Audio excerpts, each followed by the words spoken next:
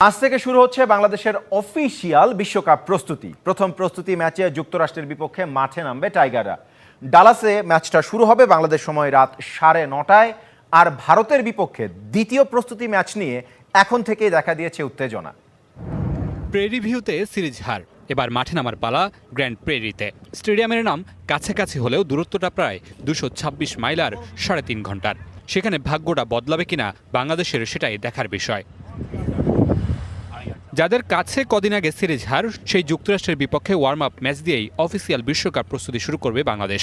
এই ম্যাচে জয় দিয়ে সিরিজ হারের ক্ষতটা শুকিয়ে নিতে চাইবে শান্তর দল, সেই সাথে ফিরে পেতে চাইবে হারানো আত্মবিশ্বাস।